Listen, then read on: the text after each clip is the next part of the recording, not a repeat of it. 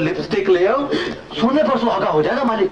भैया अरे रमेश भैया, तुम्हारा जाना तो बिल्कुल ही बेकार हो गया। क्या बात है सरला? परसों सुबह की डहार से गोपाल भैया वापस आ रहे हैं। परसों? हाँ। ये तुम्हें किसने बताया? अभी अभी उनकी चिट्ठी आई है, यहाँ के घर में उनकी नौकरी पक्की हो गई है और परसों इन्हें 1 तारीख से उन्हें चार्ज लेना है। एक्सीलेंट, ये लड़की तो बहुत लकी निकली उसे। इधर लड़की मिली, इधर नौकरी पक्की हो गई। अरे मगर उस लकी लड़की को देखोगे कब? तुम्हें तो कल अपनी होने वाली से ही फुर्सत नहीं मिलेगी। सरला, तू तो सचमुच बुद्धू है। मैं अपनी होने वाली अकेला थोड़ी देखूंगा, गोपाल और उसकी वो दोनों मेरे साथ होंगे।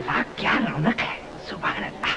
हकीम साहब, जरा हमारे जन्मदिन पे मुझे मीठा कर दीजिए। जीती रहो, पहले तुम खाओ। अरे हकीम साहब, आप कहाँ छुपे बैठे हैं? हुजूर आज तो आपको गजल सुनानी है। अजी दीवान साहिब, कहाँ मेरे बुढ़ापे को आप जवानी की तरफ घसीट रहे हैं? नहीं हकीम साहब, मैंने अपने तमाम दोस्तों से कह रखा। आइए तशरीफ लाइए, चलिए। अजीजा तुम बैठ जाओ, माशाल्लाह बड़ी अच्छी बच्ची है आप।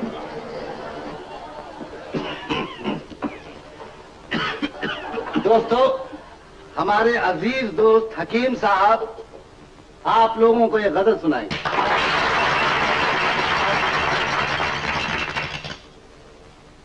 आप लोग जिद करते हैं तो एक गजल के चंद शेर अर्ज करता हूं। दरअसल दीवान साहिब, ये गजल जवानी के दिनों में किसी की सालगिरह पे कही। जरूर सलमा की अम्मी को सुनाई होगी। अल्लाह अल्लाह हकीम साहिब, उनकी याद मत दिलाइए, वरना दिल अफसुर्दा हो जाता है, आंखें पुरनम हो जाती हैं। नहीं हकीम साहब, हम कोई बहाना नहीं सुनना चाहते, हम तो वो जवानी वाली गजल सुनना चाहते हैं। तो ठीक है दीवान साहब, सुनिए बुढ़ापे के मुंह से जवानी की रंगीनियां। शेर अर्ज है। इरशाद हकीम साहब।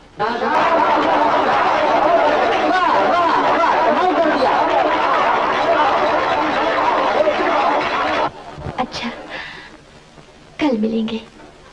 मगर कल सुबह 7 बजे एयरपोर्ट पे मिलने आना। क्या? लेकिन तुम तो परसों जाने वाले थे ना? क्या बताऊं उषा, दिल्ली जाने के जहाज की टिकट 1 हफ्ते तक नहीं मिल रही। कल भी बड़ी मुश्किल से पठानकोट तक मिली है, वहां से ट्रेन पकड़ लूंगा। लेकिन घबराओ नहीं जान मेरी, बहुत जल्द वापस आ जाऊंगा। बाबूजी देख लेंगे। आखिर ये दाढ़ी का नाटक कब तक चलेगा? एक ना एक दिन तो बाबूजी को सब बताना होगा। अच्छा उषा, कल एयरपोर्ट पर जरूर आना।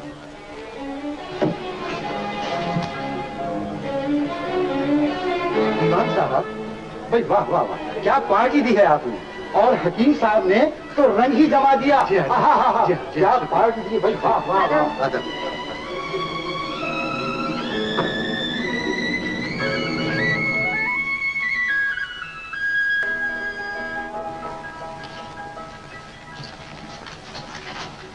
उषा,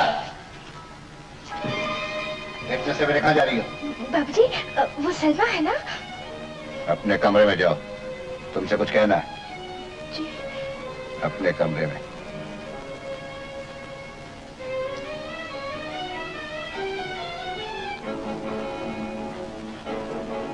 जी। मुझे सिर्फ इतना कहना है कि आइंदा तुम किसी सलमा अलमा से मिलने नहीं जाओगी, बस। बाबूजी, बाबूजी जरा सुनिए तो, मेरी बात सुनिए। बाबूजी दरवाजा खोलिए, मैं आपको सब बताती हूँ मैं कहाँ जा रही हूँ। मेरा जाना बहुत जरूरी है बाबूजी। बाबूजी सुनिए, पठानकोट जाने वाला जहाज तैयार है, यात्री अपने विमान पर पधारे। ममदू, टाइम हो गया, उषा नहीं आई। अभी आ जाते 5 मिनट में। मेरे दिल में वसवसे पैदा हो रहे हैं। तो बाबूजी आप जान दिस, हम बीबी जी को बोल दिस, वो आपको चिट्ठी लिख दिस। चिट्ठी? हाँ बाबूजी। तुम्हारे पास कोई कागज है? हाँ। मैं तुम्हें चिट्ठी लिख देता हूँ, उषा को दे देना।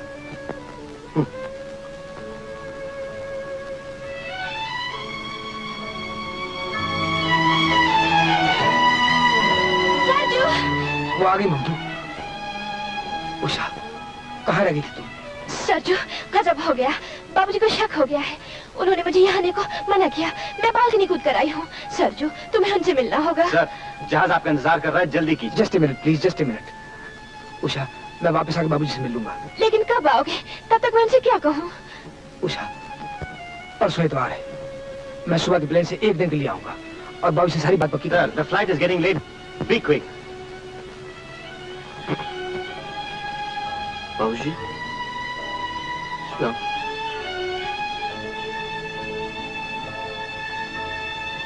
Please get in, sir. Please, sir. मैं इंतजार करूंगी। Please, sir. बीबी जी, आप नहीं आंदिस तो बाबूजी आपको चिट्ठी लिख दीस। चिट्ठी? उषा, मैंने तुम्हें अभी तक अपना असली नाम ही नहीं बताया। इसकी वजह बस। उसके बाद आप आ जांदिस बीबी जी।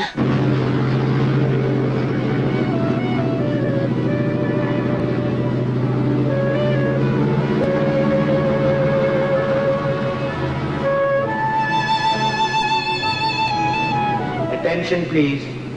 दिल्ली से आने वाला जहाज हवाई अड्डे पर उतर रहा है।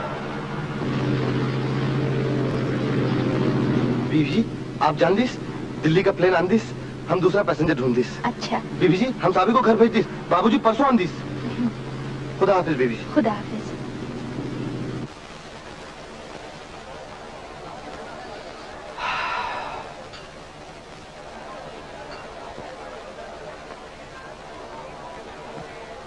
बाबूजी, बाबूजी, हाउस बोट चल दिस।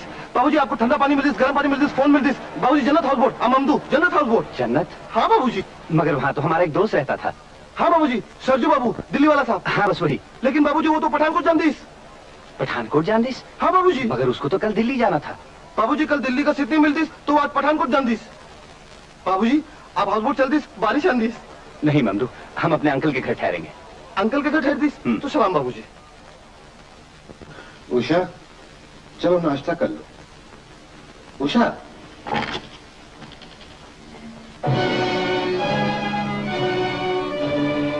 उषा,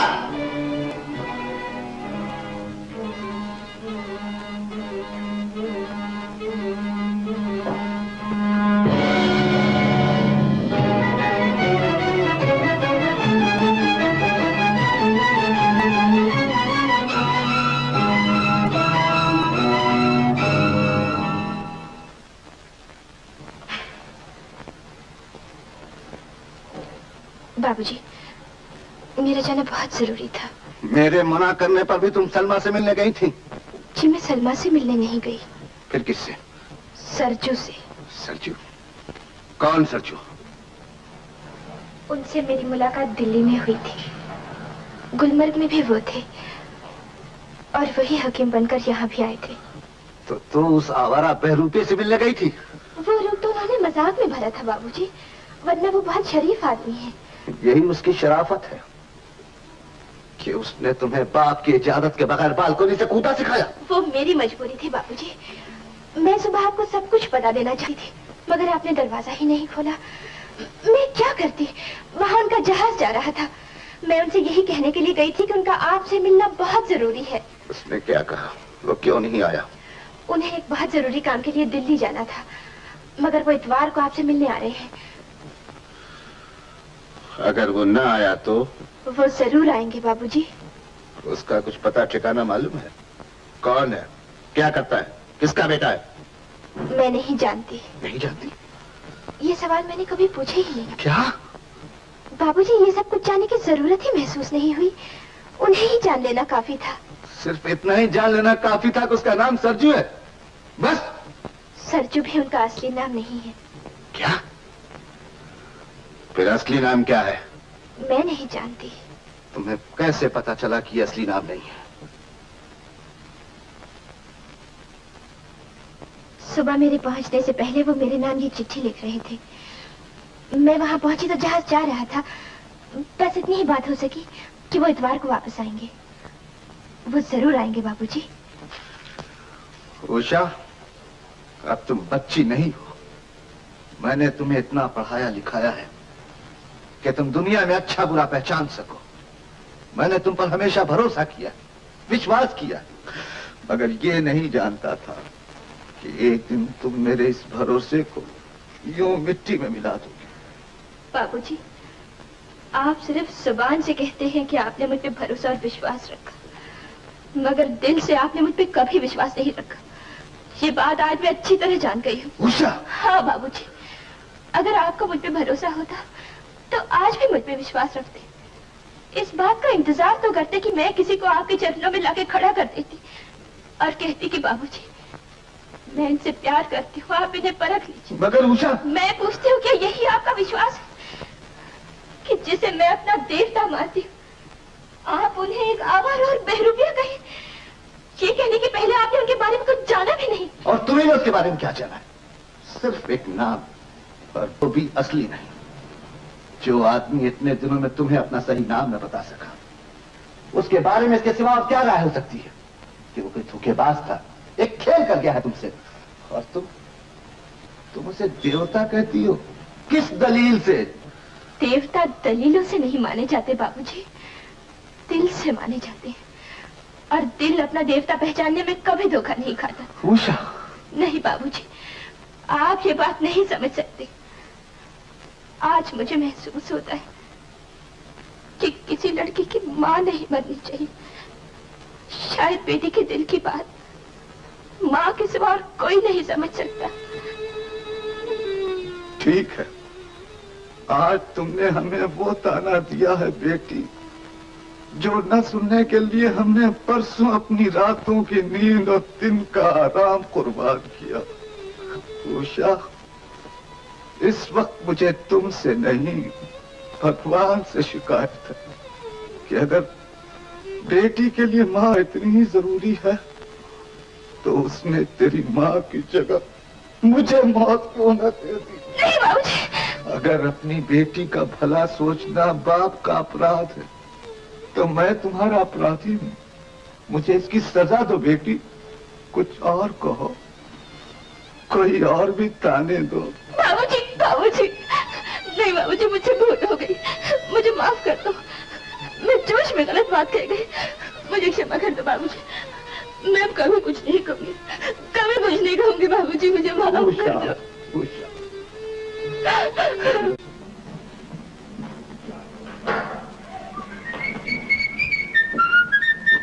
जी, आप किससे मिलना चाहते हैं? ये दीवान किशन किशोर की कोठी है ना? Yes sir. दीवान साहब घर में हैं? Yes sir. उनसे कहिए रमेश आया है दिल्ली से मिलने के लिए। मैं तुम्हारा बाप हूँ, मुझ पे भरोसा रखो बेटी। मैं वही करूंगा जिसमें तुम्हारी भलाई भी हो और खुशी भी। बाबूजी, रमेश साहब दिल्ली से आए हैं। रमेश आज ही आ गया? कहाँ है वो? नीचे टैक्सी से सामान उतरवा रहे हैं। अरे जाओ उसका सामान उतारो और उसे जल्दी से यहाँ लेकर आओ। Yes sir. उषा, रमेश मेरे एक दोस्त का लड़का है। अनजाने में कुछ दिन पहले मैंने उससे तुम्हारी शादी की बात छेड़ी थी। पर बाबूजी। घबराने की कोई बात नहीं, अतवार को सरजू आ ही रहा है, उसके आने से पहले मैं कोई फैसला नहीं करूंगा, ठीक? लेकिन बेटी, रमेश हमारा मेहमान है, इतना ख्याल रखना। नमस्ते चाचा जी। अरे आओ आओ रमेश, तुम तो एक दो दिन के बाद आने वाला था चाचा जी, लेकिन एक धोखेबाज का पीछा करना पड़ा, इसीलिए आपको इतला भी नहीं दे सका। धोखेबाज कौन? जी वो मेरा एक दोस्त है गोपाल, यहाँ उसने चुपके से अपनी शादी तय कर ली। मैंने सोचा अचानक उसे जा पकड़ूं और उसकी होने वाली को भी देख लूं, मगर चाचा जी वो धोखा दे गया, मेरे कश्मीर पहुंचने से पहले ही चला गया। उषा, ये रमेश है। नमस्ते। नमस्ते। रमेश, ये मेरी बेटी उषा है। जी हाँ, मैं तो इन्हें पहचानता हूँ। कैसे? जी दिल्ली में मैंने आपकी तस्वीर देखी थी। तस्वीर? किसके पास? मेरे पिताजी के पास। अरे ये बातें तो होती रहेंगी, तुम आराम से बैठ तो जाओ। उषा, सीताराम से कहकर नीचे वाला बेडरूम इनके लिए ठीक करा दो। पर चाचा जी बेडरूम की क्या जरूरत है? मैं तो ये कहना चाह रहा था कि क्यों ना कुछ दिन हाउस बोट में रहकर दर की सैर की जाए, हम लोग साथ इकट्ठे रहेंगे। क्यों, कैसा रहेगा ये प्रोग्राम? अरे प्रोग्राम तो सब ठीक रहेगा, मगर इंतजाम करने में तो कुछ वक्त लगेगा। जाओ बेटी, तुम सब इंतजाम कर दो। जी। चाचा जी कितनी मजेदार सर्दी है, मुझे रह रह के गोपाल की याद आती है, धोखेबाज कहीं का। चाचा जी वो अगर यहाँ होता तो कितना मजा आता। टैक्सी सरदार जी। बाबूजी किथे चलना है? स्टेशन जाना है जल्दी। मैं क्या बैठो तो सही, ऐसी जल्दी तो छेती बुझा देंगे। रखो पुलिस मान टैक्सी।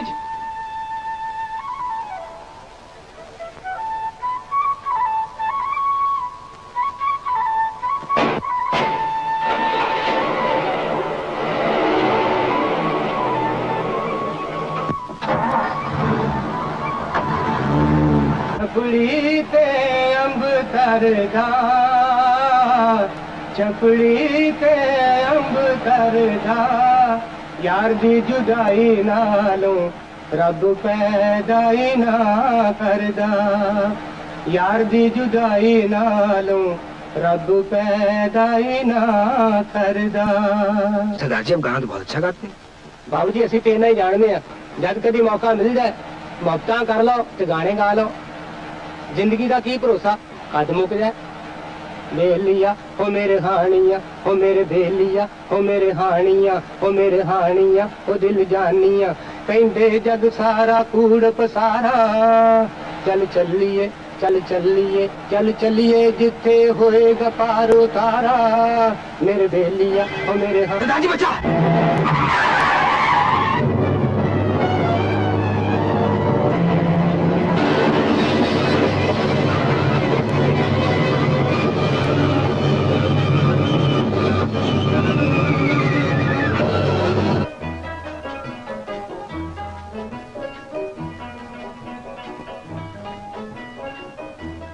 उषा, उषा मैं कुछ कहना चाहता हूँ, अगर इजाजत हो तो। कहिए। उषा, तुम जानती हो मैं यहाँ क्यों आया हूँ? जी। इस बारे में तुम्हारा क्या ख्याल है? मेरी राय बाबूजी जानते हैं, वही आपको बता देंगे। अच्छा, मैं उन्हीं से पूछ लूंगा। ये किताब क्या पढ़ रही हो? Readers digest. देखूं? जी। देखूं?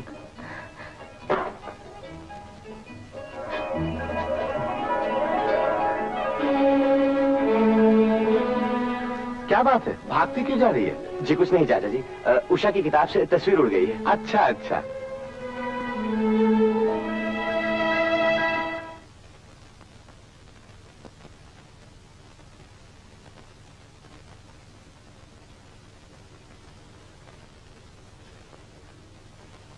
खून बहुत निकल चुका है, इसका यकीन नहीं कि हम इसे बचा लेंगे, लेकिन इसके सिवाय कोई चांस कि फौरन ऑपरेशन कर दिया जाए। नर्स, ऑपरेशन की जल्दी तैयारी करो। Quick please.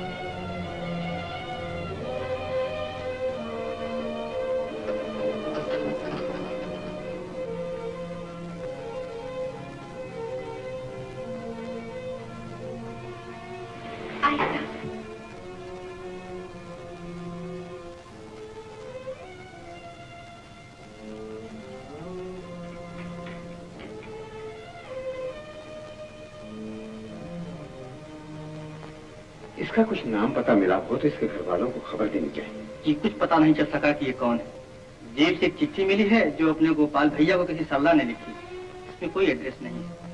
इसके अलावा एक तस्वीर मिली है, बस सिर्फ इतना लिखा है, मेरे सरजू को उषा। पता नहीं ये सरजू है या गोपाल। शादी की बात तो आपके बाबूजी मेरे पिताजी से कर ही लेंगे, लेकिन एक दरखास्त है उषा, अगर आपको मंजूर हो तो। कहिए। मैं कल वापस जा रहा हूँ, क्या ये मुमकिन हो सकता है कि एयरपोर्ट तक आप हमारा साथ दे सकें? आप कल जा रहे हैं? जी हाँ। कल तो एयरपोर्ट में मुझे वैसे ही जाना है, मेरे एक दोस्त दिल्ली से आ रहे हैं। आपके दोस्त दिल्ली से आ रहे हैं? जी हाँ। चलो अच्छा है, उन्हीं के लिए सही, कम से कम एयरपोर्ट तक साथ भी हो जाएगा और हम आपके दोस्त का बहुत बहुत शुक्रिया अदा कर देंगे।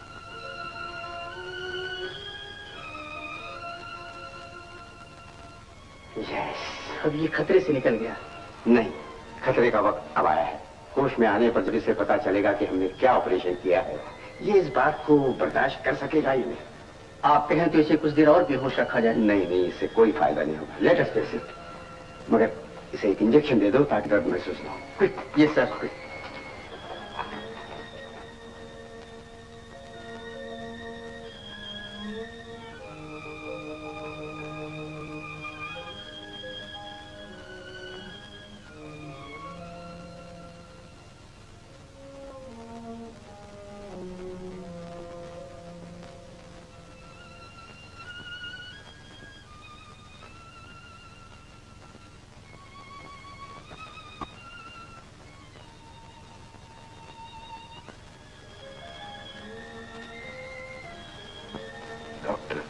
यस। कौन सा अस्पताल है? आप पठानकोट सिविल हॉस्पिटल में हैं। मैं आपको मुबारकबाद देता हूँ। एक बहुत खतरनाक एक्सीडेंट के बावजूद आपकी जिंदगी बच गई। Thank you doctor. That's all right, that's all right.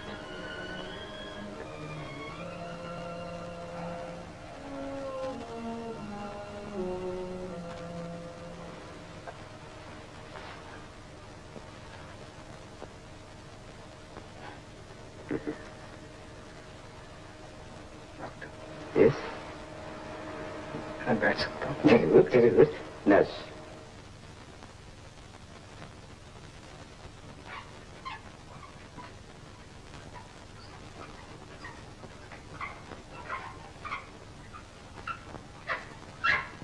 No, don't stay. Thank you doctor.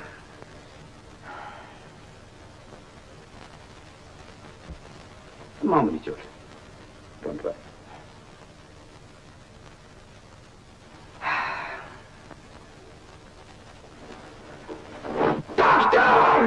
No! No!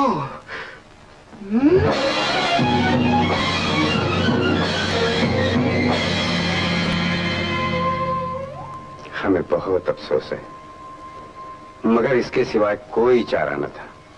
तुम्हारी जिंदगी बचाने के लिए ये बहुत जरूरी था।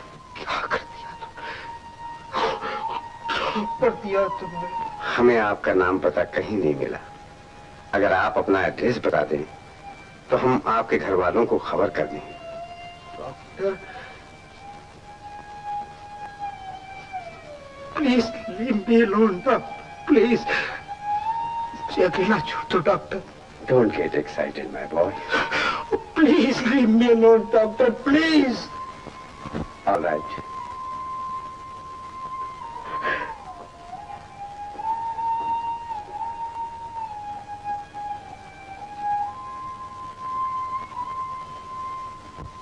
हेलो एयरलाइंस, दिल्ली से आने वाला जहाज किस वक्त आएगा?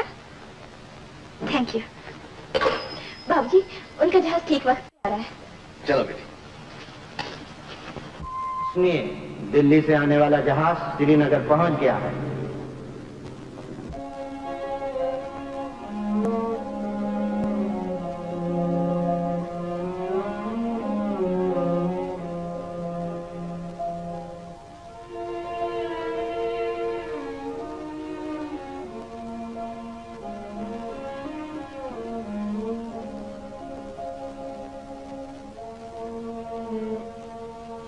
सुनिए, जहाज में और भी पैसेंजर है ना? Nobody is there.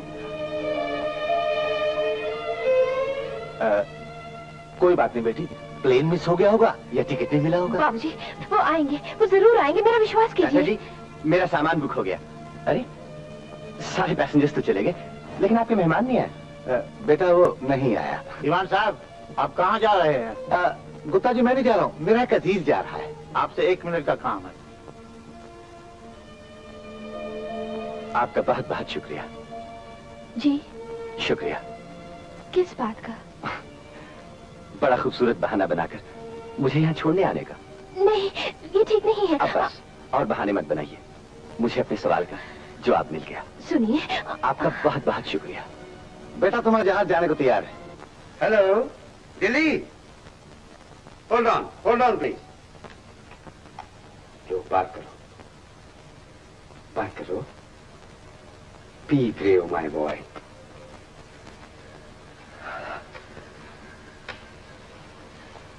हेलो। क्या? अभी तक पठानकोट में ही हो? क्यों क्यों? क्या बात है? क्या हुआ? बस एक जरूरी काम से रुक गया हूँ। पठानकोट में क्या जरूरी काम हो सकता है तुम्हारा? एक छोटा सा एक्सीडेंट हो गया यहाँ बहन। एक्सीडेंट? किसका एक्सीडेंट? गोपाल? गोपाल बेटा? माँ? क्या हुआ? कुछ नहीं माँ, कुछ भी तो नहीं हुआ। और लेकिन ये एक्सीडेंट क्या कह रहा है? कैसे हुआ? तुम्हें चोट लगी है क्या? नहीं माँ, मैं ठीक ठाक हूँ, मुझे कोई चोट नहीं आई। एक्सीडेंट मेरा थोड़ा ही हुआ है। किसी और का? किसका? वो माँ, पास के गांव में एक जागीरदार हैं, उनका एक्सीडेंट हुआ है। मुझे तो उनके ऑपरेशन के लिए यहाँ रोक लिया गया है। सच कह रहा है ना? हाँ माँ, बिल्कुल सच बोल रहा हूँ। अच्छा तो ये ऑपरेशन करके तो जल्दी से आ जा। तेरे बिना ये घर बड़ा सूना लगता है। नहीं माँ, मैं जल्दी नहीं आ सकूंगा, महीना 1.5 महीना लग जाएगा। महीना 1.5 महीना? गोपाल, तेरा माँ से मिलना को जी नहीं चाहता रे? बहुत जी चाहता है माँ, सच। तुझे देखने को तो बहुत ही जी चाहता है, लेकिन क्या करूं, जिस मरीज का इलाज कर रहा हूं, जब तक वो ठीक ना हो जाए मैं नहीं आ सकता। तेरा बेटा तो डॉक्टर है ना माँ? अच्छा, जैसे तेरी मर्जी। माँ, जरा तू मुझे दे। ये भैया की चालाकी मैं जानती हूँ, वो हमसे झूठ बोले हैं। भैया, माँ से क्यों झूठ बोलते हो? नहीं सरला, मैं झूठ नहीं बोल रहा, मेरा कोई एक्सीडेंट नहीं हुआ। अरे एक्सीडेंट का तो सब बहाना है, असली बात तो मैं जानती हूँ। भाभी नहीं आने देती होगी। भाभी? कौन सी भाभी? रमेश भैया ने हमें सब कुछ बता दिया है। वो तो पगली, मैंने उससे मजाक किया था। अच्छा, पर दिल नहीं मानता। अरे उससे पता तो पूछ। अच्छा भैया, तुम्हारा एड्रेस क्या है? सरला, एड्रेस बहुत दूर का है बहन। मैं मरीज के साथ उसके गांव जा रहा हूँ, तू फिक्र मत कर। मैं हर हफ्ते शहर आके तुम्हें खुद ही टेलीफोन कर लिया करूंगा। अच्छा सरला।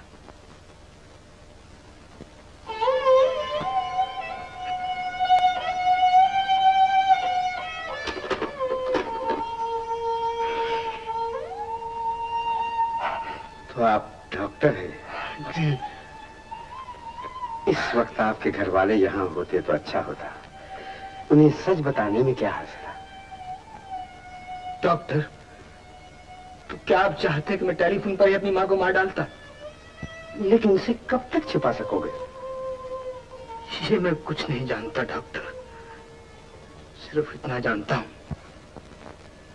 कि मेरी माँ इस सदमे को किसी दिन भी बर्दाश्त नहीं कर सकेगी, मर जाएगी शायद। कम से कम अपनी बीवी को ही बुला लेते।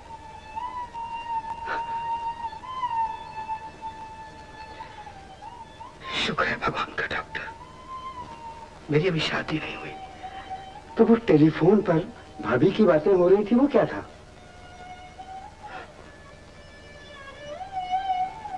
वो एक सपना था डॉक्टर।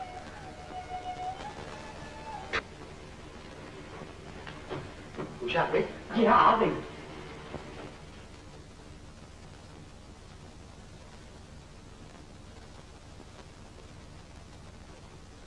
बेटी, तू दिन दिन भर कहाँ परेशान घूमती रहती है?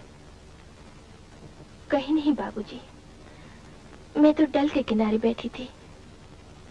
अच्छा, मेरे पास बैठ। बेटी, मुझे तुमसे कुछ कहना है, बैठो। मैं जानती हूँ बाबूजी आप क्या कहना चाहते हैं, लेकिन मेरे पास आपके किसी सवाल का जवाब नहीं। नहीं बेटी, मैं तुमसे सवालों के जवाब नहीं मांगता, मैं सब जानता हूं। तुझे किसी ने धोखा दिया, इसमें तुम्हारा कोई दोष नहीं। मगर बेटी, जो नहीं आया उसका कब तक इंतजार करोगी? देखो बेटी, राय साहब की चिट्ठी आई है। रमेश ने वहां जाकर तुम्हारी बड़ी तारीफ की है, वो बहुत अच्छा लड़का है। बाबूजी, क्या ये नहीं हो सकता कि आप मुझे पढ़ने फिर दिल्ली भेज दें? तू वहां जाकर अब भी उसे तलाश करेगी? अच्छा, ये भी करके देख ले।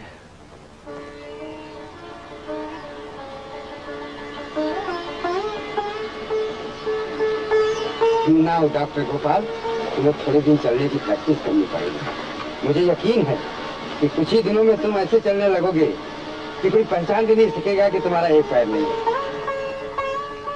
थैंक यू डॉक्टर साहब,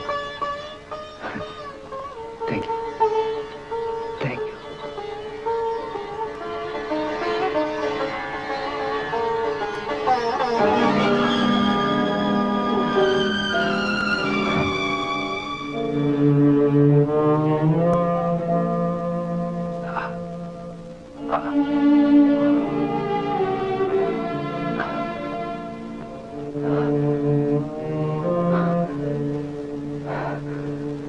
ये बताओ कब आ रहा है? उसकी कोई चिट्ठी उठी आई कि नहीं?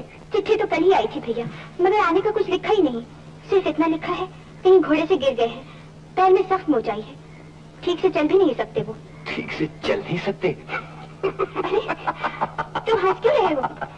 अरे सरला, तुम उसे नहीं जानती, वो बड़ा बहानेबाज है।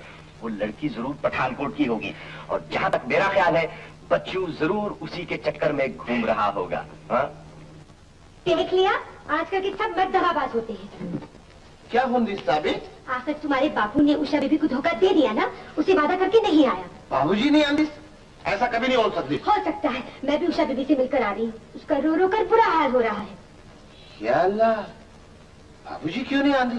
क्योंकि सब मर्द दगाबाज होते हैं। नहीं नहीं साबी, हमारा बाबूजी बहुत शरीफ आदमी होंगे। रहने दो, आजकल भी कोई मर्द शरीफ होता है? ठीक साबी, फिर जब हम दिल्ली जांदीस ना, हम बाबूजी को ढूंढीस, उसके बाद में बाबूजी से पूछ दिस। नहीं नहीं, मैं तुम्हें अकेला दिल्ली नहीं जाने दूंगी, मैं भी तुम्हारे साथ चलूंगी। नहीं साबी, हमारा दोस्त को चिट्ठी आंदिस, देखो रूपचंद हाउस एजेंट, वो हमको लिख दिस दिल्ली में मकान नहीं मिलतीस। हम पहले दिल्ली जांदीस, उसके बाद मकान ढूंढीस, उसके बाद तुमको बुलांदीस। भैया आ गए, देखो ना माँ, भैया आ गए हैं।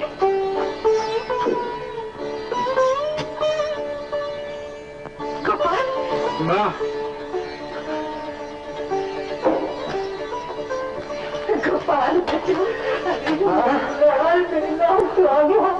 वहाँ जाकर माँ को भूल गया था क्या? ओ माँ, तुझे ही तो बहुत याद किया मैंने। हाँ, बहुत याद किया मैंने। सच? हाँ माँ, सच। मेरे पैर को चोट आ गई थी ना, मुझे चला नहीं जाता था, तब तेरी बहुत याद आई मुझे। कई बार जी चाहा छोटा बच्चा बन जाऊं और तू फिर मेरी उंगली पकड़ के कदम कदम मुझे चलना सिखाए। अरे मेरे लाल, तू मुझे बुला लिया होता, मैं तो तुझे अपने पैर दे रहे थे चलने के लिए। अरे माँ, लेकिन अब तो बिल्कुल अच्छा हो गया हूँ, चल सकता हूँ ना। इसे चल सकता कहते हैं? गंगा, जरा जल्दी से हल्दी गर्म करके ला तो, मैं मालिश करती हूँ और सुबह तक मेरा बेटा ठीक हो जाएगा। ओ मेरी माँ, तू तो बहुत भोली है। माँ, डॉक्टरी इलाज कर रहा हूँ ना, बस थोड़े से दिन लगेंगे, बिल्कुल ठीक हो जाऊंगा, बिल्कुल ठीक हो जाऊंगा माँ। कैसी है तू? है डॉक्टर साहब, एक मरीज आया है।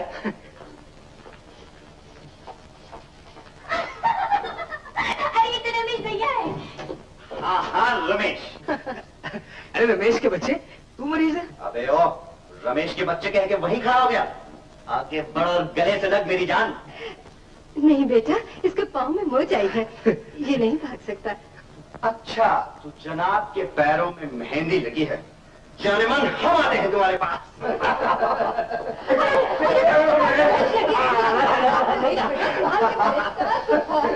अरे तुम दोनों कभी नहीं बदल। अरे माँ, हम कभी नहीं बदल सकते। कहो बेटा, कश्मीर में जमा दे गए? मेरे पहुंचने से पहले ही निकल गए। अरे तू भी कश्मीर गया था क्या? अच्छा, तो हम कश्मीर नहीं गए थे। अरे फातेह कश्मीर, कॉन्करर ऑफ कश्मीर तुम्हारे सामने बैठा है बेटे। अरे रमेश भैया तो कश्मीर में फिक्स हो गए हैं।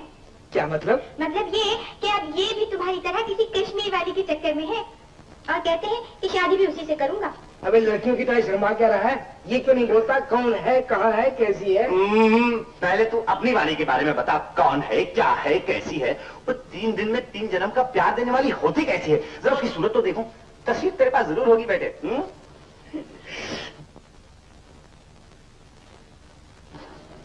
अमा यार, कहाँ रखी है? देखा कैसे अप्रैल फूल बनाया तूने? बकवास बनकर झूठ बोलता है।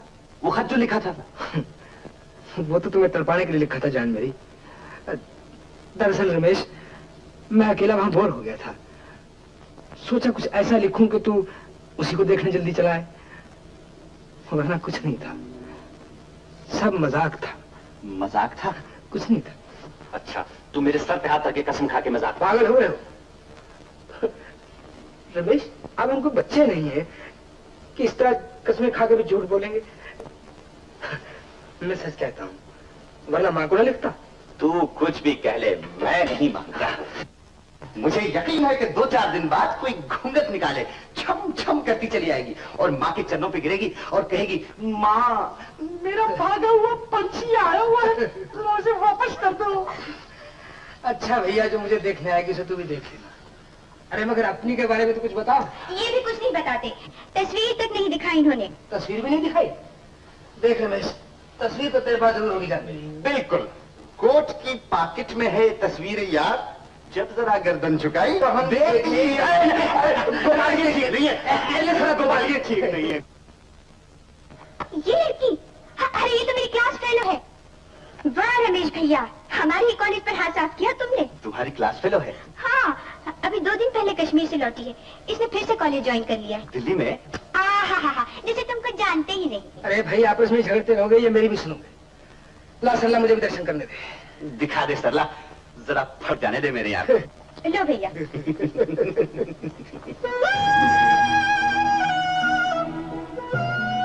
क्यों प्यारे, आ गया ना कश? हाँ रमेश, वाकई रश आ गया। अरे यार, हमें तो ऐसा रश आया है कि आज तक होश नहीं आया। सच बता गोपाल, कैसी लगी?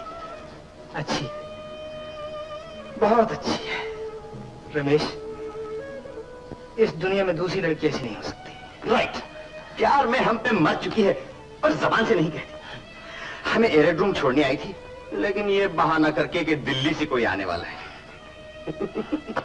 गोपाल, मालूम है कोई दोस्त नहीं आया। और मेम साहब अब पढ़ने आई है तो दिल्ली में। मुझे तो ऐसा लगता है कि हम पे मर चुकी है। मगर उसने तो कुछ जिक्र ही नहीं किया भैया, बल्कि वो तो कुछ उदास उदास सी लगती थी। अरे उदास क्यों नहीं होगी, इतने दिन से हमें देखा जो नहीं।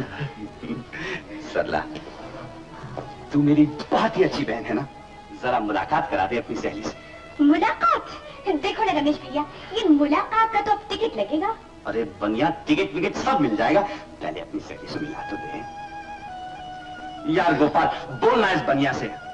अच्छा, कोशिश करेंगे, मगर पहले कुछ एडवांस हो जाए। अच्छा बाबा, एडवांस भी हम दे देंगे। बोल। अच्छा बाबा, मिला देंगे। Doctor Gopal, doctor Ratnakar, doctor Chopra, nice to meet you, doctor Puri और सिस्टर उमा देवी। हम जानते हैं कि आपको बड़े बड़े अस्पतालों ने बहुत ज्यादा तनख्वाह ऑफर की, लेकिन आपने हमारे अस्पताल का चार्ज लेना मंजूर किया, इसके लिए हम आपके बहुत मशकूर हैं। शुक्रिया तो मुझे अदा करना चाहिए डॉक्टर, कि आप लोगों ने इतने दिनों तक मेरा इंतजार किया। एक काबिल डॉक्टर का इंतजार करना ही पड़ता। Thank you doctor. इजाजत हो तो ड्यूटी पे जाऊं? अजी हमारी इजाजत कैसी, अब तो आप इंचार्ज हैं यहाँ के।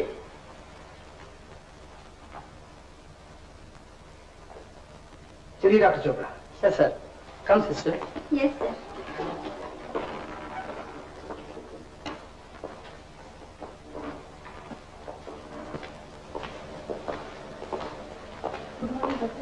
Good morning.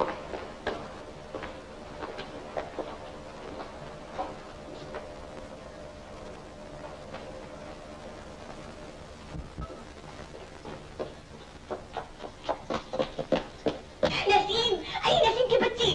अरे क्या है? अरे बड़ा मजा आया। अरे जूते तो निकाल। ये ले, तुझे बड़ी मजेदार बात सुनाने आई हूँ। हाँ बता तो सही। वो अपनी उषा है ना, उषा, अरे वो कश्मीर वाली। हाँ क्या हुआ उसे? उसे किसी से मोहब्बत हो गई है। रमेश भैया से। कौन रमेश भैया? अरे मेरे भैया के एक दोस्त है, हमारे घर के सामने ही रहते हैं, उनसे हो गई है। मगर देख बच्ची, किसी को बताना नहीं। अरे वाह, और अपनी हॉस्टल की लड़कियों को तो बता देंगे। हाँ चलिए, तो बता देंगे। अरे तुम्हें एक बात बताए। अच्छा हाँ, अच्छा मगर वो है कहाँ? चलो उसे ढूंढेंगे। हाँ चलो उसे सिखाएंगे। चलो।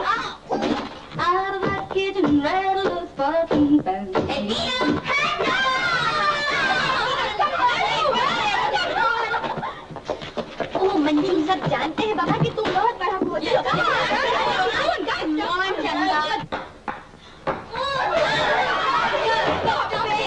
What's all this about? You don't know? Usha's in love. No. Come on, girl, let's all everything. Stop it, please. We'll go quietly. Huh? Come on.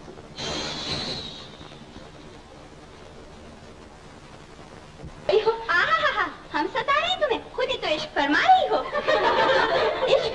किस इश्क? अरे मैं सब जानती हूँ। जिन रमेश को तुमने फंसाया है ना, वो तो मेरे भैया है। उन्होंने मुझे सब कुछ बता दिया है। हाँ। रमेश? ओह सरला, प्लीज, ये सब झूठ है, झूठ है। अरे इसे क्या हुआ? ये तो मुंह फुला के चली गई। बड़ा दिमाग है। She's very proud. What a weekend. Come on, girls, let's go.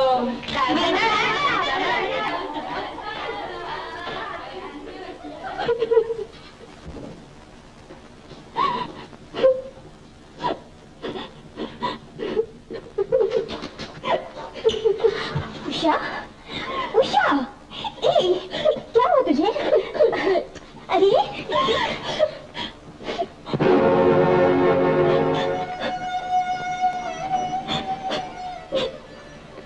Sarju? हाँ सरजू, तुम इसे जानती हो सरला? कौन है ये तुम्हारा? यही तो है वो जो मेरी दुनिया लूट के चला गया। इसी को तो ढूंढने दिल्ली आई हो। सरला, तुम इस तस्वीर को गौर से देखो। कहता था ओखले का रहने वाला हूँ। तुमने ऐसे कहीं बाजार में, कहीं किसी जगह देखा है?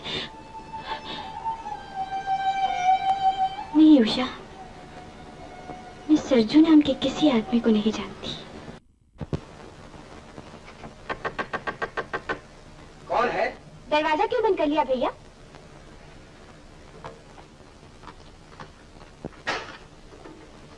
आओ सरला।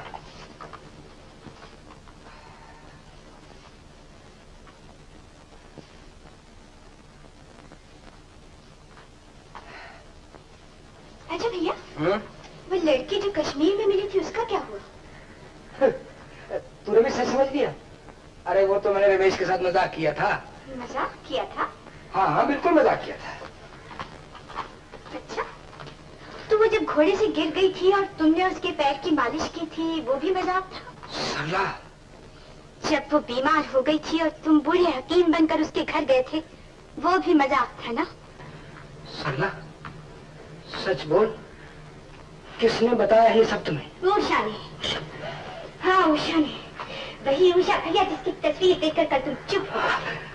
भैया मैं सिर्फ एक ही सवाल तुमसे पूछती हूँ कि क्यों उस बेचारी को तुमने धोखा दिया? सरला, सरला ये सवाल मत पूछ, मत पूछ। भगवान के लिए सब भूल जाओ। भूल जा, ये तुम सबको कहते हो भैया, लेकिन ये नहीं जानते कि भूलना कितना मुश्किल होता है। भैया तुमने ये कैसे समझ लिया कि तुम एक लाइन लिख दोगे उषा मुझे भूल जाओ और उषा तुम्हें भूल जाएगी? हाँ भैया, जानते हो उषा दिल्ली क्यों आई है? पढ़ने नहीं आई, वो अपने ओखले के सरजू को तलाश करने आई है। भैया वो तुम्हें गली गली ढूंढती फिर रही। उस बेचारी को इतना तो बता दो कि तुम उसे क्यों दूर भाग आए हो? नहीं सरला नहीं, मैं किसी से भाग कर नहीं आया। तुम सच्चाई नहीं जानती बहन, इसलिए ये बातें रहने दो। मैं सब जानती हूँ भैया, मैं वो सच्चाई जानती हूँ। क्या जानती हो? यही कि रमेश भैया ने जरूर तुम्हें उषा के बारे में लिखा होगा कि वो उससे शादी तय करने के लिए वहाँ आ रहे हैं और तुम सिर्फ अपने दोस्त की खातिर उसके वहाँ पहुँचने से पहले ही पठानकोट के जहाज से कहीं भाग गए। नहीं सरला नहीं, ये सच नहीं है। तो फिर क्या सच है? बोलो ना भैया, तो फिर क्या सच है? तुम समझते हो कि तुम अपने दोस्त के लिए अपनी खुशी कुर्बान कर रहे हो, असली में तुम अपने दोस्त के घर में तबाही के बीज बो रहे हो भैया। लेकिन मैं अपने जीते जी हरगिज़ नहीं होने दूंगी। मेरे रमेश भैया को सब कुछ बता दूंगी, सब कुछ कह खबरदार तुमने रमेश को कहा तो, अगर तुमने रमेश या उषा को इस बात का पता भी चलने दिया तो मैं माँ की सौगंध खाकर कहता हूँ सरला, तुम मुझे जिंदा नहीं।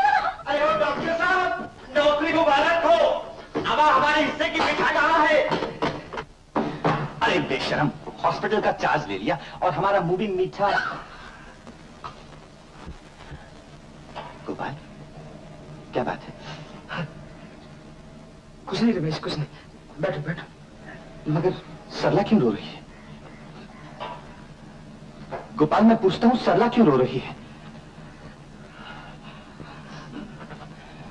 सरला, कैसे तुझसे कुछ कहा? मुझसे तो बता, क्या बात है? कुछ नहीं भैया। कुछ नहीं? तो फिर कुछ ऐसी बात है जो जिंदगी में पहली बार मुझसे छुपाई जा रही है। अच्छा, मैं जाता हूँ, सॉरी। नहीं भैया। तो फिर आखिर बात क्या है? गोपाल, भगवान के लिए कुछ तो बता दे। भैया, ये गोपाल भैया ने यहाँ आकर झूठ कहा कि ये कश्मीर में किसी लड़की से नहीं मिले और इनका वो खान भी सच्चा था। ये उससे मिले हैं भैया और अभी से छोड़ा है, भागा है ये। मगर क्यों? क्योंकि भैया, क्योंकि सरला नहीं। तो फिर मैं क्या करूं? कैसे करूं? तू रो मत सरला, तू भगवान के लिए मत रो। गोपाल, क्या ये सच है गोपाल? गोपाल, मैं पूछता हूँ, क्या ये सच है? मेरे सवाल का जवाब दो गोपाल। रमेश, ये सवाल मत पूछ, मैं इसका जवाब नहीं दे सकता। जवाब नहीं दे सकते मुझे? गोपाल, आज मैं इतना पराया हो गया हूं क्या? नहीं रमेश, तुम्हारी दोस्ती तो मुझे अपनी जिंदगी से भी ज्यादा प्यारी है दोस्त, मगर क्या करूं, मजबूर हूं। मुझे दोस्त कहते हो और दोस्ती का मतलब नहीं समझते।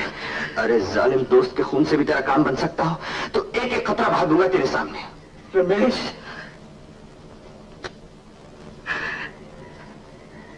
दोस्त, तेरे खून से अगर मेरे गम का इलाज हो सकता तो तुझसे पूछे बिना ही ले लेता, मगर क्या करूं, तुम्हारे खून से भी कुछ नहीं होगा। तो फिर किसके खून से हो सकता है? तेरी कसम गोपाल, अगर कोई और आदमी तेरे रास्ते में आ गया हो तो उसका खून करके भी तेरा रास्ता साफ कर सकता हूं। नहीं रमेश, नहीं, ये बात नहीं। तो फिर क्या बात है? वो लड़की बेवफा निकली? नहीं। उसके घर वाले नहीं मानते? नहीं रमेश, नहीं। तो फिर क्या बात है? ओ भगवान। एक बात याद रख गोपाल, या तो मैं आज तेरे से पूछ कर ही रहूंगा या हमेशा हमेशा के लिए अपनी दोस्ती की लाश इस दरवाजे से ले जाऊंगा। बोल गोपाल, बोल। मत पूछ रमेश, मत पूछ, सच्चाई बर्दाश्त नहीं कर सकेगा मेरे यार। हम तुम्हारी हर सच्चाई बर्दाश्त कर लेंगे भैया, मगर मैं ये बर्दाश्त नहीं कर सकती कि लोग मेरे भैया को धोखेबाज कहें। सरला, मैं धोखेबाज नहीं हूँ। हाँ रमेश, मैं धोखेबाज नहीं हूँ। तो फिर क्या बात है? तो फिर क्या बात है? भैया, तुम किसी की जिंदगी बर्बाद मत करो, मैं तुम्हारे पैर पड़ती हूँ भैया, इन घरों को बर्बाद मत करो। अच्छा सरला, अच्छा, तो सच्चाई ही जानना चाहती हो ना? ठीक है, ठीक है रमेश, अभी बताता, अभी बताता। सरला, देख ले क्या सच्चाई है, और रमेश तू भी देख ले आज अपने यार का तमाशा।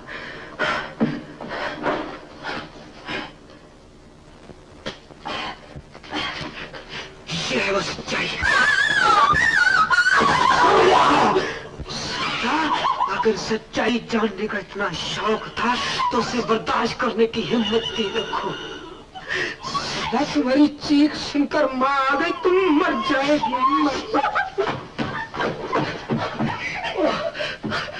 सरला, सरला जिसे एक दफा देखकर तुम बर्दाश्त नहीं कर सकी, उसे वो कैसे बर्दाश्त करेगी जिसे ये नजारा हर रोज देखना पड़ेगा।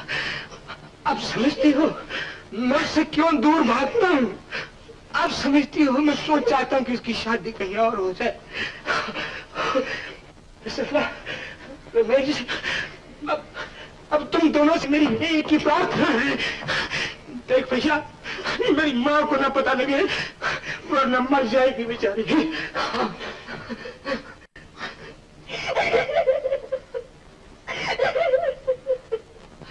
गोपाल, तू इतना बड़ा डॉक्टर है यार, क्या तू ये नहीं कर सकता कि मेरा पैर काट के अपने पैर में लगा ले?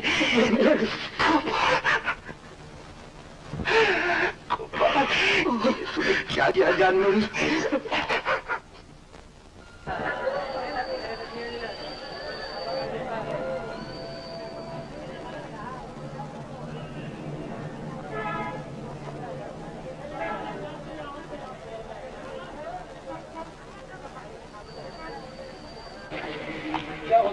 ए मंगू भाई, मैं तेरे स्टेशन से तुम्हारे पीछे भागा आ रहा हूँ। तब मेरी चिट्ठी मिल गई थी तुम्हें? हमको चिट्ठी मिल दी तभी तो हम दिल्ली आंदी, लेकिन दिल्ली स्टेशन पे हमको पुलिस इंतजार करने नहीं देंदी, हमको डंडा दिखा दी। रूपचंद भाई, फिर भी हमारे मकान का क्या होंदी, कुछ होंदी? मंगू भाई, दिल्ली में मकान का तो बहुत ही मुश्किल है। या अल्लाह, फिर हम साबी को क्या जवाब देंगी? घबरा गया? अरे मेरे यार, मैंने तेरे लिए एक मकान का इंतजाम करके रखा है। ओ रूपचंद भाई, शुक्रिया। मगर तुम्हें ड्रामा करना पड़ेगा। ड्रामा में काम कर दी? ड्रामा में काम नहीं करना, तुम्हें ड्रामा करना पड़ेगा। बात हजूर, हजूर। क्या है? हजूर, वो रूपचंद मकान लेने के लिए आया है। जाओ उसे कहिए मकान खाली नहीं है। लेकिन हजूर, उसके साथ तुर्की में एक लड़की भी है, मकान उसको चाहिए। अरे गधे, मुझे पहले क्यों नहीं बताया? काम बना, जरा होशियार रहना। हजूर, हजूर।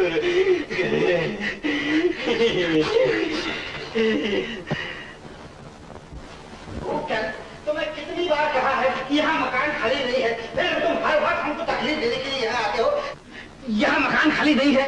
मुंशी जी, आप तो हमेशा गरीबों पे दया करते आए हैं। ये बेचारी कश्मीर से अपने भाई के साथ चल के दिल्ली आई है कि शायद दिल्ली में शादी हो जाए कहीं। अभी तक इसकी शादी नहीं हुई। तो इसका भाई कहाँ है? वो बेचारा तो स्टेशन पर सामान लिए बैठा है। मैंने उसे कहा, मुंशी असदुल्ला सोख्ता जैसा पोख्ता और शरीफ इंसान सारी दिल्ली में नहीं मिलेगा। तो तुम्हारे कहने पर मैं इसको मकान दे देता हूँ। जाओ उसके भाई को बुला लो। लेकिन ये किराया कितना लेंगी? अरे किराया का क्या है, तुम जो दोगी वो मैं लूंगा। फिर भी कितना देना पड़ेगा? तुम जितना दोगी किराया ले लूंगा बस। हम तो 2 रुपये देंगे। 2 रुपया? अरे 20 रुपए के मकान का 2 रुपया, इतना हमारा भाव किराया की है? यह तो बहुत महंगा होंगे सेजन जी, हम चलती। अच्छा अच्छा अच्छा, तो ये लो, 5 महीने का एडवांस रख लो। रसीद नहीं लेंगी? अरे रिसीट का क्या है, हमने जिंदगी में कभी किसी को रिसीट दी नहीं। हमने भी जिंदगी में किसी पे भरोसा नहीं करती। हमको रसीद नहीं देती तो हम ये वापस लेंगे। अच्छा अच्छा अच्छा बाबा, रिसीट भी देता हूँ। कलवा, अरे कलवा, हजूर रुका रुका रुका रुका हजूर, ना रुका दे। इसको रिसीट देनी है, कागज तुम चलाओ। जिंदगी में पहली बार।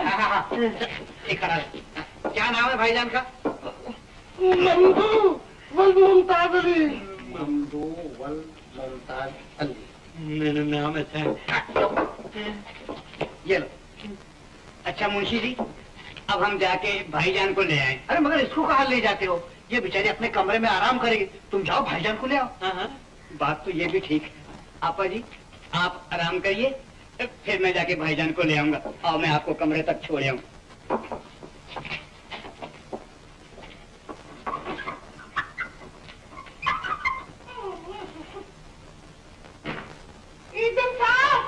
बाहर से ताला मार दी। डरना नहीं आपा, बहुत मजबूत ताला लगा दिया है। अरे उसके भाई को लेके ना आए, समझो ना। हाँ जल्दी आना।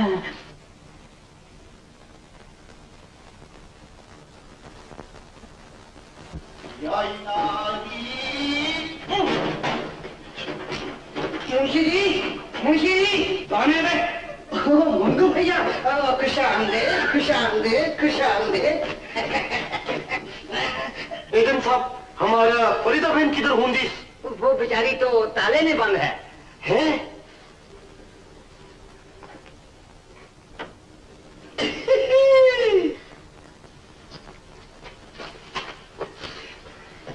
या इलाही इतना दान दे ददर दिल। फरीदा बहन, तुम किधर अंदर खुद दिस? हमारा बहन शरीफ हों दिस, पर्दा करन दिस। गोशा। हाँ।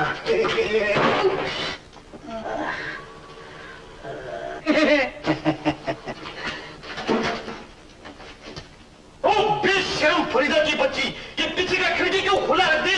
हमको माफ करो भाईजान, हम फिर कभी खिड़की नहीं खोली। ओए हम तुमको माफ नहीं करांगी, हम तुम्हारा सर फोड़ दी। भाईजान, इधर कोई बाका आदमी नहीं रहेंगी, इधर खाली मुंशी जी रहेंगी, वो तो बहुत शरीफ आदमी होती। ओहो, आते ही मुंशी जी का तारीफ शुरू कर दी। तुमको कैसे मालूम मुंशी जी शरीफ आदमी होंगी? क्या तुम उससे बात करांगी? नहीं भाईजान,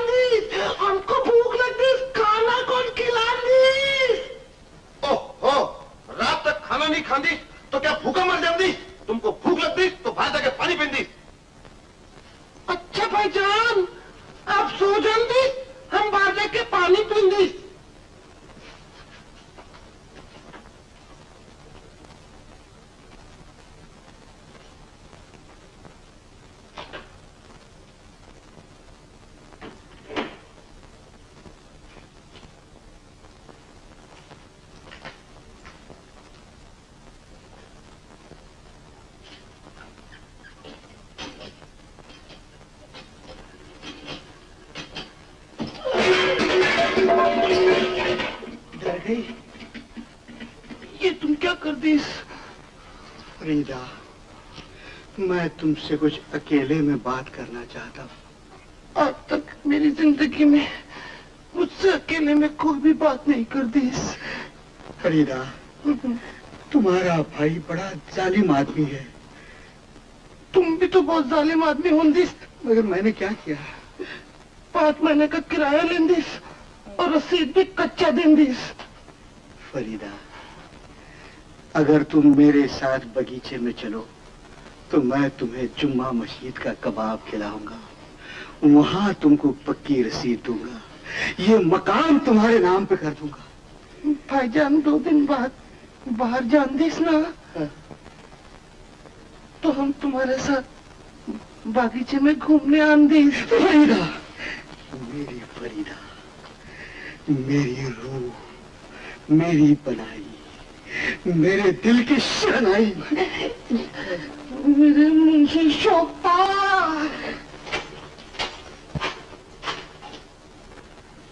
शोभता। दीवान साहब, आप दिल्ली आए तो उषा बेटी भी हमारे घर है, वरना इतने दिनों से यहाँ पढ़ रही है। कभी आई अंकल के घर? राय साहब, इसकी यहाँ तबीयत ठीक नहीं रहती, इसी फिक्र में देखने चला आया। अगर तबीयत ठीक नहीं थी तो हमें खबर दी होती। अंकल, आपने मुझे बुलाया? अरे उषा, तुम? हेलो सरला। सरला, ये तुम्हें बहुत याद कर रही थी। सरला, तेरे घर चले? घर? यही बातें करेंगे। हाँ हाँ बेटी, ले जाओ ना अपने घर, दोनों सहेलियां आपस में बातें करना। जी, चले। सरला, गोपाल आ गया? भैया, नहीं, वो तो घर में नहीं है। जब मौका होता है तब नहीं होता। सरला, जानती हो मैं तेरे साथ ऊपर क्यों आई हूँ? क्यों? तुझसे अपने सरजू की बातें करनी। देख उषा, मैंने नए पट्टे खरीदे। सरला, सरला, एक तू ही तो है जिससे मैं अपने दिल की बात कह सकती हूँ। तू भी नहीं सुनना चाहती? ठीक है, अब मैं तुझसे भी कोई बात नहीं कहूँ। नहीं रे उषा, ये बात नहीं। सरला, तू मेरी हालत नहीं जानती। कभी कभी ऐसी घुटन महसूस होती है जैसे किसी आदमी को चीते जी कब्र में बंद किया हो। उस वक्त उसकी बातें करने को जी चाहता है। और सरला, मैं तेरे सिवा किससे करूं उसकी बात? आखिर इन बातों से फायदा क्या होगा उषा? तू क्यों नहीं समझती? वो तुझे धोखा दे गया है, भाग गया है वो। यही बात तो मेरी समझ में नहीं आती कि उसने ऐसा क्यों किया। क्यों? मैं तेरा दुख समझती हूँ उषा, मगर बर्दाश्त भी तो इंसान ही करता है। नहीं सरला, पत्थर बर्दाश्त करता है, इंसान का तो दिल होता है, वो कैसे बर्दाश्त कर सकता है? नहीं उषा, मैंने बर्दाश्त करने वाले इंसान भी देखे हैं। कहाँ? यहाँ, इसी शहर में। तो फिर उनका जख्म इतना गहरा नहीं हो? उषा, तू नहीं जानती उषा, कितने गहरे जख्म खाकर भी लोग चुप रहते हैं। तो फिर वो देवता होंगे, लेकिन मैं देवता नहीं हूँ। मैं इंसान हूँ, मेरे जख्मों में दर्द होता है। उनकी बेवफाई मुझे तीर की तरह चुभती है। उषा, जिसे तुम बेवफा कह रही हो, आखिर उसकी भी तो कुछ मजबूरियां होंगी, ये क्यों नहीं सोचती तुम? देख पगली, ऐसी बातें नहीं करते। कौन जाने इन बातों से उस बेचारे के दिल पर क्या गुजरेगी। उस पे क्या गुजरेगी? वो दिल्ली में इस वक्त कहीं आराम से सो रहा होगा। उसे क्या मालूम, इसी दिल्ली में ऐसी अभागन भी है जिसकी दुनिया उसने वीरान सुनसान कर दी। उषा, मेरे एक भैया है, डॉक्टर गोपाल। तू उन्हें नहीं जानती? देखा तो नहीं है, नाम जरूर सुना है। हाँ वही, उन्हें मैंने तेरी सारी कहानी सुनाई थी। बहुत दुख हुआ उन्हें सुनकर। कहने लगे अपनी सहेली को यही समझाना कि जो गुजर गया उसे याद करने से क्या फायदा। और उषा, उन्होंने कहा रमेश बहुत अच्छा लड़का है। सरला, उनसे कह देना कि मेरे लिए इस दुनिया में एक ही अच्छा लड़का है, सरजू। सरला, बाबूजी कह रहे हैं जाने का वक्त हो गया। अच्छा रमेश भैया, आओ उषा।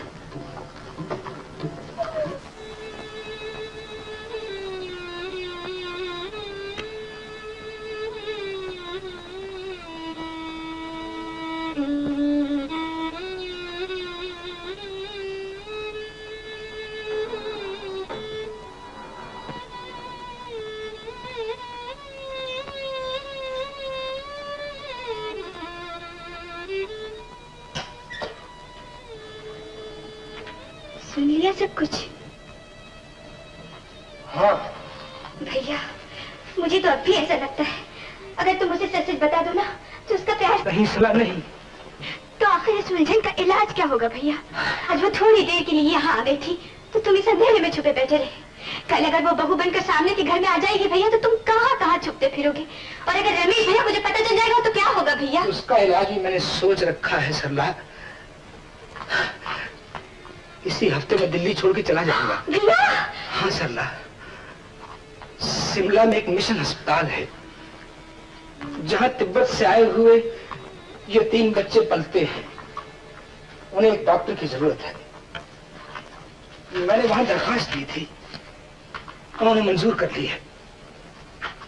बस सरला, वहां चला जाऊंगा। और बहन, अब तो एक ही आरजू है मेरी कि बाकी की जिंदगी उन मासूमों की सेवा में गुजर जाए। हाँ सरला।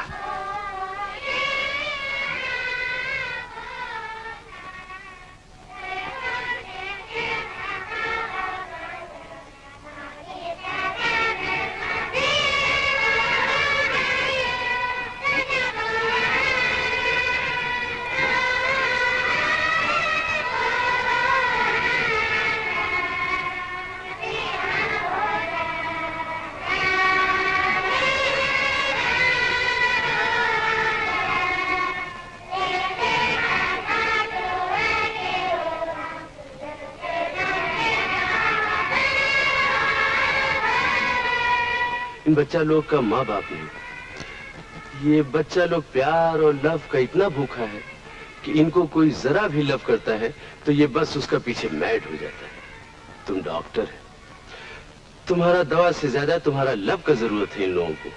Remember it. मिस्टर स्कॉट, भगवान ने मुझे बेइंतहा प्यार दिया है। बस मैं उसी को बांटने इन बच्चों के पास आया हूं। Very good. इन बच्चा लोग के लिए तुम्हारे जैसे डॉक्टर का जरूरत है। घीसला, इन बच्चा लोग को बोलो कि आज से तुम्हारा ये नया डॉक्टर है।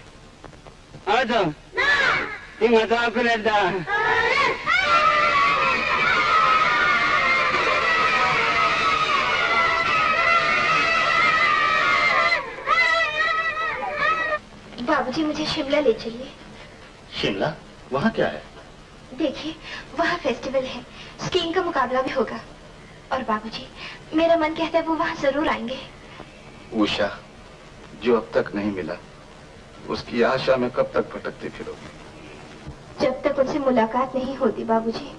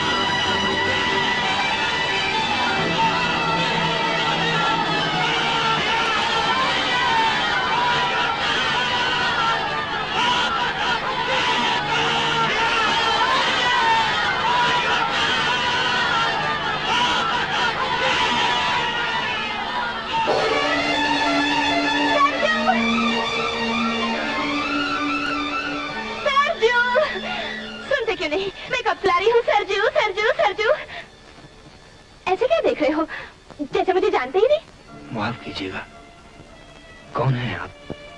मुझे नहीं जानते? क्या कह रहे हो? क्या बात है बेटी? बाबूजी देखिए ना, यही सरजू है और कहते मुझे नहीं जानता। क्या मजाक कर रहा है? यकीन मानिए, मैं मजाक नहीं कर रहा। ठीक है, तुम मजाक नहीं कर रहे हो, तुम अपनी असलियत दिखा रहे हो। मुझे तो पहले ही मालूम था कि तुम अच्छे आदमी नहीं हो, मगर मुझे ये नहीं मालूम था कि तुम इतने बड़े फरेबी हो। इसे नहीं पहचानते? अच्छी तरह देख लो, इसकी तुमने जिंदगी बर्बाद कर दी, जो तुम्हें दीवानों की तरह ढूंढती फिरती है। कमीने, फरेबी, तुमने हम दोनों को इतना दुख दर्द दिया है कि जी चाहता तुम्हारा गला घोट। नहीं बाबूजी, बाबूजी मैं जानती हूँ इनको क्या हुआ है। बाबूजी आप जानते हैं, किसी एक्सीडेंट, किसी चोट की वजह से लोग सब कुछ भूल जाते हैं। इनके साथ यही हो सकता है। सरजू, तुम्हारा कोई एक्सीडेंट तो नहीं हुआ? जी जी नहीं। देखिए ना बाबूजी, ये भी भूल गए। सरजू, सरजू मुझे गौर से देखो, मैं उषा हूँ, उषा। याद करो, हम गुलमर्ग में मिले थे और मैं घोड़े से गिर गई थी, तुमने मुझे उठाया था। और सरजू हम झील के किनारे सैर किया करते थे, तुम मुझे पहाड़ों की रानी बोला करते थे। सरजू, और तुम एक बार हमारे घर भी आए थे हकीम साहब बन के। मुझे अफसोस है, मैं वो नहीं हूं। आपको धोखा हुआ। मुझे धोखा नहीं हुआ, तुम धोखा दे रहे हो। ओह, मेरी समझ में नहीं आ रहा तुम्हें क्या हो गया है। याद है तुम स्कीइंग के चैंपियन थे। Skiing champion? आप लोग क्यों मेरा मजाक उड़ा रहे हैं? मैं तो ठीक से चल भी नहीं सकता, बचपन से अपाहज हूं।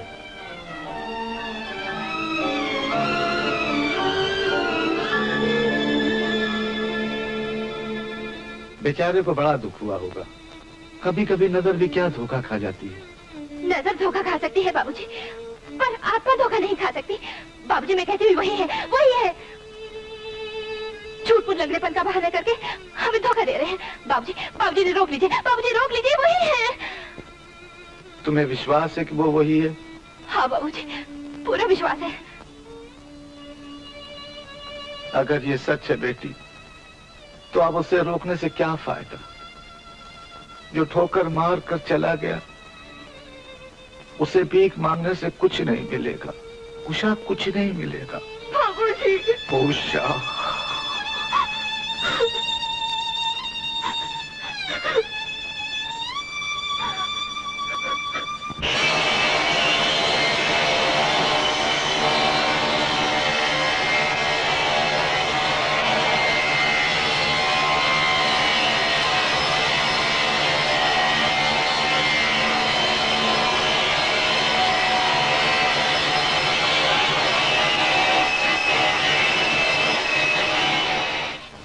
राय बहादुर, मैं अपने जिगर का टुकड़ा, अपने घर की रोशनी तुम्हारे हवाले कर रहा हूं।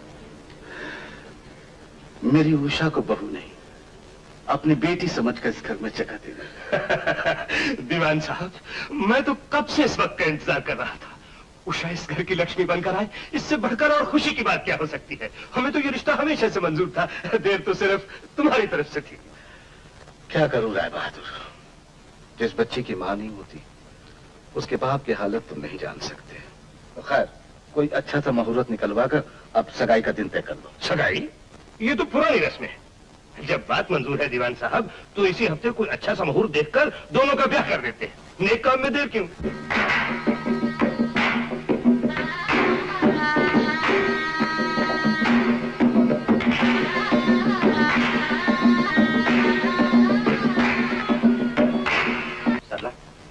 गोपाल से कहते ना कि मैं उससे बहुत नाराज हूं। कल मेरी शादी है और वो अभी तक वापस नहीं आया। और देख, तू 2 बजे शिमला पहुंचेगी, पहुंचते ही उसे फौरन वापस ले आना। और देख बहन, उसे साफ साफ कह देना, अगर वो यहाँ नहीं आएगा तो ये शादी भी नहीं होगी, समझी? सरला, रास्ते में ठंडी होगी, ये शॉल ओढ़े रहना। रामदास, ये सब जल्दी कर, लेकिन संभल के।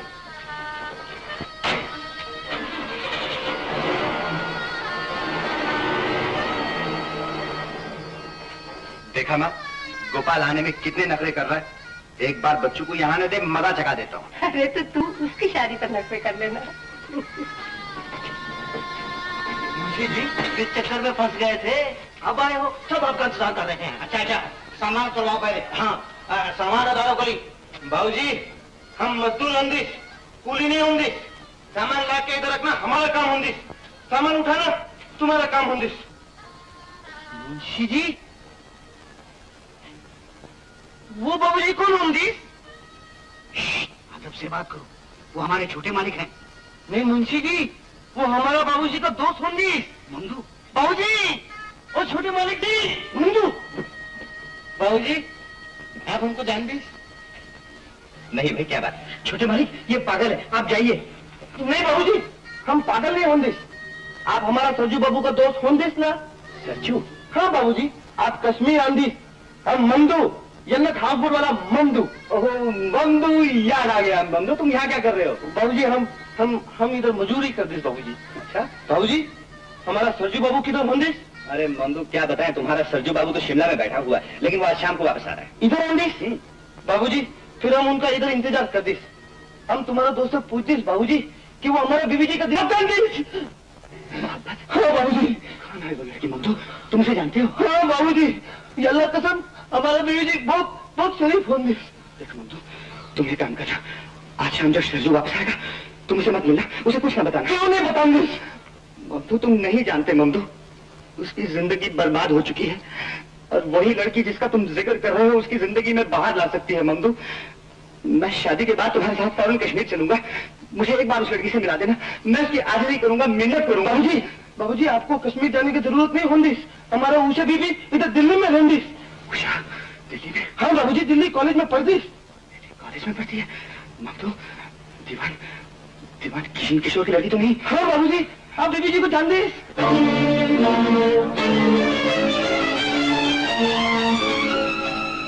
हाँ मंदू,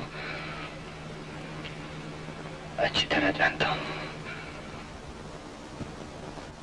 लेकिन भैया, अगर तुम न गए तो शाम तक रमेश भैया जरूर यहाँ पहुँच जाएंगे, और तुम तो जानते हो तुम्हारे बगैर वो शादी नहीं करेंगे। नहीं सरला, तो उससे कहना को झिल्ला भी नहीं था, वो कहीं और चला गया है। तू जान ना, सब ठीक हो जाए। क्या ठीक हो जाएगा भैया? तुम तो ये नहीं समझते हो कि उषा तुम्हारी बातों से धोखा खा गई है, मगर ये तुम्हारी भूल है भैया। उसने मुझे सब कुछ बताया था कि वो तुमसे मिली थी, और तुमने जानबूझकर उसे पहचानने से इनकार कर दिया था। ये तो और भी अच्छा है ना, मुझे धोखेबाज कभी ना समझकर मुझे भूल तो जाएगी, अपने दिल से तो निकाल देगी। ये तुम समझते हो ना भैया, मगर मैं ऐसा नहीं समझती। भैया, तुमने इन दिनों उस बेचारी की हालत नहीं देखी, बिल्कुल एक जिंदा लाश की तरह है, जिसे जबरदस्ती उसके पिता शादी की वेदी पर बिठा रहे हैं।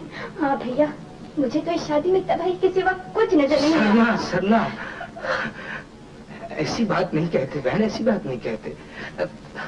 अभी उसके जख्म गहरे हैं, ताजा है उसके जख्म, वक्त बहुत बड़ा इलाज है सरला। और फिर रमेश जैसा साथी मिलने से तो उसके तमाम जख्म भर जाएंगे।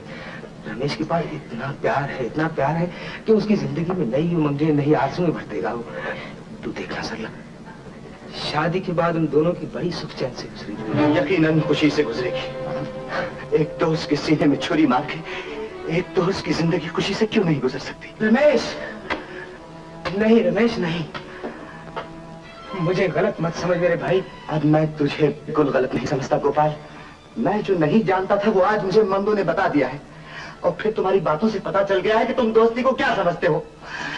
एक दोस्त की चिता पे दूसरा दोस्त अपनी खुशी का महल खड़ा कर दे, ये दोस्ती का उसूल तुम्हारा होगा गोपाल, रमेश का नहीं। रमेश नहीं, रमेश नहीं, मैं तुमसे सिर्फ एक बात पूछता हूँ, क्या कुर्बानी दोस्ती का असूल है? क्या एक दोस्त अपने दोस्त के लिए कुर्बानी नहीं दे सकता? कर सकता है गोपाल, जरूर कर सकता है, पर ये कुर्बानी मैं क्यों ना करूं, तुम क्यों करो? रमेश, उस कुर्बानी के लिए मैं तुमसे तो कह रहा हूँ। गोपाल। हाँ रमेश, मैंने एक लड़की से प्यार किया था, उसी की खुशी की खातिर वो तुमसे भीख मांग रहा हूँ। अगर अपने दोस्त की खातिर कुर्बानी दे सकते हो तो उससे शादी कर लो, और जो खुशी मैं उसे नहीं दे सकता उससे उसकी जिंदगी भर दो मेरे यार, बस इतना ही कर दो। तो तुम चाहते हो कि मैं एक के बजाय दो खून कर दूं गोपाल? तुम मेरी दोस्ती में कच्चे हो मेरे दोस्त, बल्कि अभी तक प्यार को भी ना समझा। जालिम, तुमने ये कैसे समझ लिया कि उस एक्सीडेंट के बाद उषा तुमसे प्यार करना छोड़ देगी? ये मत पूछ, मैं अच्छी तरह जानता हूं। मुझे गुलमर्ग में कहे हुए उसके लफ्ज आज तक याद है। उसी ने तो कहा था, अपाहज की जिंदगी भी कोई जिंदगी होती है, उससे तो मर जाना बेहतर है। नहीं गोपाल नहीं, ये बिल्कुल गलत है गोपाल, बिल्कुल गलत है मेरे दोस्त। वो लड़की आज भी तुझसे प्यार करती है। इस बात पर बहस मत कर। तुम समझते क्यों नहीं? हम दोनों में बहुत फर्क आ गया है। मेरा एक पाँव नहीं है भैया, मैं उसके बराबर नहीं रहा रमेश, मैं उसके बराबर नहीं रहा। रमेश यकीन मान, मैं अपने बीते हुए प्यार के सहारे जिंदा रह सकता हूँ, मगर भगवान के लिए मुझे किसी के रहम पे जिंदा रहने को मत कहो। किस प्यार की याद पे जिंदा रह सकते हो, जिस प्यार को तुमने खुद ठुकरा दिया? तुम्हें मेरी वो एक बात याद आ गई, लेकिन इतना याद नहीं आया कि एक अनजान लड़की ने तुम्हारा नाम नहीं पूछा, पता नहीं पूछा और जिंदगी रख दी तुम्हारे कदमों में। तुम वो भूल गए जो कहा करते थे कि शरीर मर जाते हैं मगर आत्मा और प्यार हमेशा जिंदा रहते हैं। और आज तुम्हारे लिए शरीर ही सब कुछ हो गया, जिसका एक छोटा सा अंग कट जाने से तुम्हें प्यार के टुकड़े होते हुए दिखाई देने लगे। मैं पूछती हूँ, अगर ये हादसा शादी के बाद होता तब भी क्या तुम मुझे इसी तरह छोड़ के चले जाते? तुम शरीर की खूबसूरती और प्यार को एक समझते हो ना, तो मैं आज तुम्हें साबित कर दूंगी कि शरीर रहे न रहे, प्यार हमेशा जिंदा रहेगा। देख लो। उषा, रमेश तुम बेफिक्र मत कर, उषा को रोक रमेश, वो कुछ कर ले। जा रमेश, तुम जा।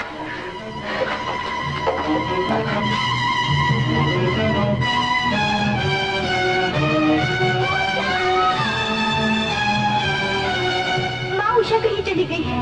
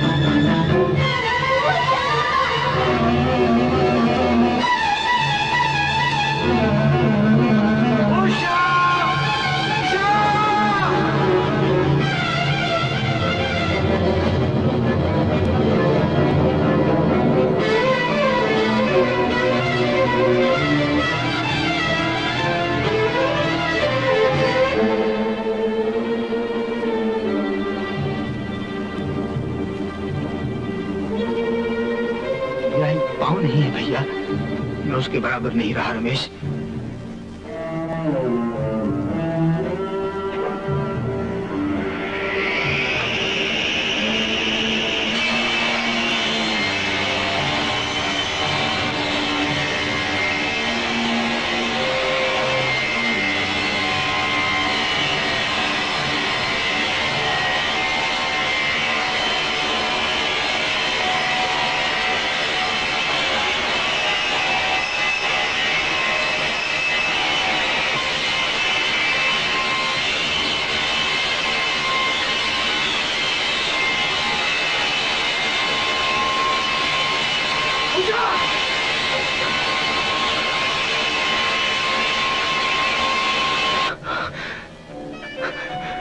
उषा, ये क्या कर रही थी तुम?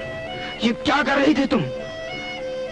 कुछ नहीं, अपने आप को तुम्हारे बराबर कर रही थी ताकि हम दोनों में कोई फर्क न रहे, कोई दूरी न रहे। माफ कर दो उषा, मुझे माफ कर दो। इसे माफ मत करना उषा, इसने मोहब्बत और दोस्ती दोनों को बहुत गहरे जख्म दिए, इसे कभी माफ ना करना।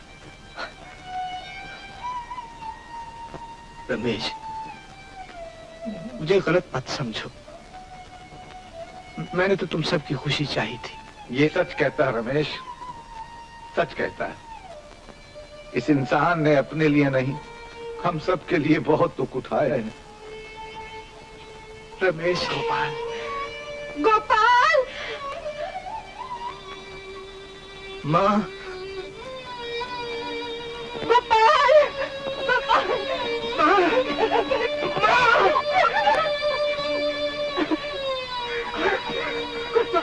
गोपाल, ये तुमने अपने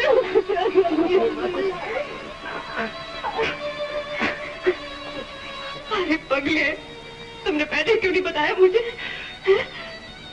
मुझे माफ कर दे माँ, तुझे बताने की हिम्मत नहीं हुई। मैं समझती हूँ, तू सोचता था ना कि माँ से बर्दाश्त ना होगा, है ना? अरे पगले, इतने बहादुर बेटे की माँ क्या इतनी कमजोर हो सकती है? माँ। उषा की तरफ देख तो, देख उषा की तरफ। बेचारी को कितना दुख पहुंचा तेरी छोटी सी गलतफहमी के लिए। उषा बेटी, आ मेरे पास आओ। आज तुम दोनों को इकट्ठा देख लो।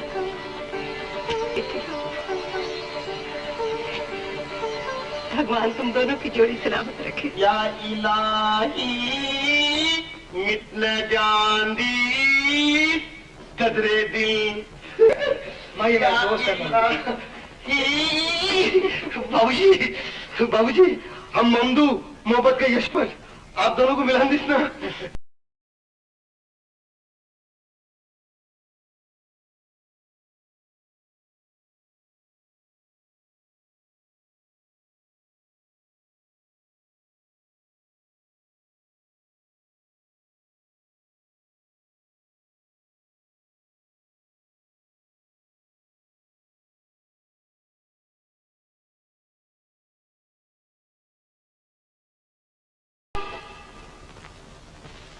कुछ कहा तुमने? नहीं तो। सच?